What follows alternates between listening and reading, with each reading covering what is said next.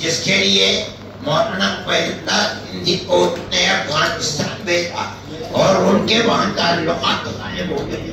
وہاں ایک دیوبند کے قاضی تھے جو قاضی عبدالرزاق کے نام سے عبدالرزاق کے نام سے جانے جاتے تھے. ان کے تعلقات تھے. انہوں نے ان کو امیر حبیب تک پہنچایا.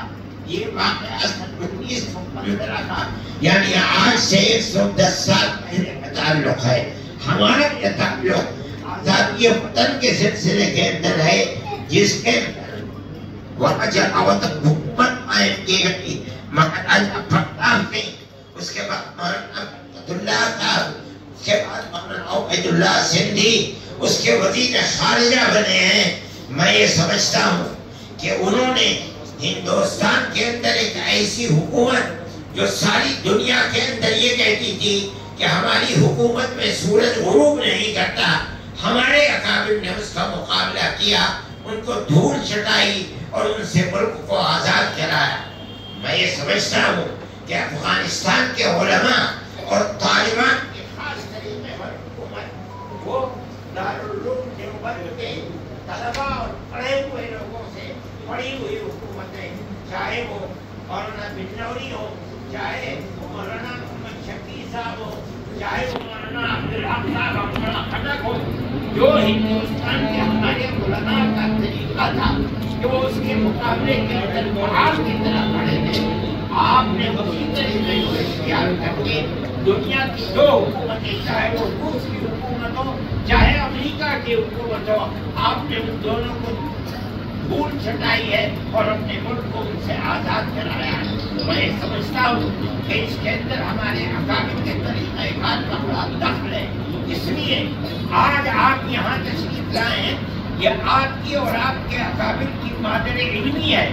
اس کے ساتھ ساتھ انہوں نے ملک کی آزادی کے لیے جو انتہائی مضبوط کارنامے کیے ہیں, آپ کے کارنامے ان کے بعد اور ان سے حاصل کردہ کارنامے ہیں. اس کا مطلب یہ ہے کہ آپ ان کے راستے پر چلے, اور ہمارا ماننا یہ ہے کہ مسلک کے اعتبار سے, مذہب کے اعتبار سے, ملک کی آزادی کے اعتبار سے جو آپ کر رہے ہیں اس کا ثواب یقیناً سب کا آخرت ان کے لیے بھی ہوگا.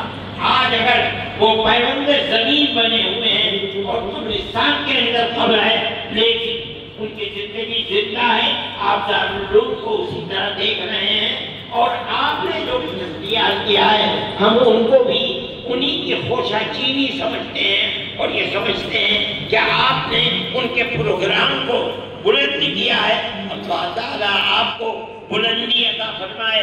آج آپ کا ملک ساری دنیا کے اندر ایک اسلامی ملک ہے جس کے اندر اسلام, قرآن و حدیث کے حدود و قصاص کو آپ نے قائم کر رکھا ہے.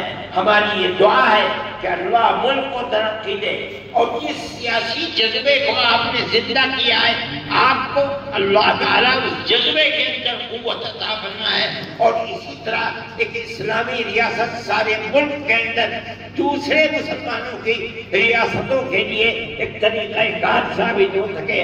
اور جو آپ کے ارد گرد کی ریاستیں ہیں, تاجکستان ہے, ازبکستان ہے, پاکستان ہے, اور روس کی چھوٹی چھوٹی ریاستیں, وہ بھی اسلامی نظام کے اسی طریقہ کار کو خدا کرے قائم و دائم کر سکیں. اس طرح اسلام زندہ و جاوید رہے, بول بالا ہو. میں انہی کلمات کے ساتھ آپ کی تشریف آوری کا شکریہ ادا کرتا ہوں. میں یہ سمجھتا ہوں کہ وہ تحریک جو آزادی وطن کی چلی تھی وہ دارالعلوم کی اسی سرزمین سے چلی تھی, افغانستان تک پہنچی, آپ نے اسے اختیار کیا. آج اپنی مادر علمی کے اندر گویا کہ آپ مادر وطن کے اندر بیٹھے ہیں. ہمارے دل اس سے خوش ہیں, آپ جس جذبے کو دیکھ رہے ہیں یہ اسی خوشی کا جذبہ ہے. اللہ آپ کو خیر و عافیت کے ساتھ رہ جائیں. دارالعلوم کی طرف سے آپ بھی سلام قبول کریں, اور میں کہتا ہوں کہ آپ امیر المومنین کو بھی ہمارے جذبے کو پیش کریں اور ہمارا سلام پیش کریں. وآخر دعوانا الحمدللہ رب العالمین.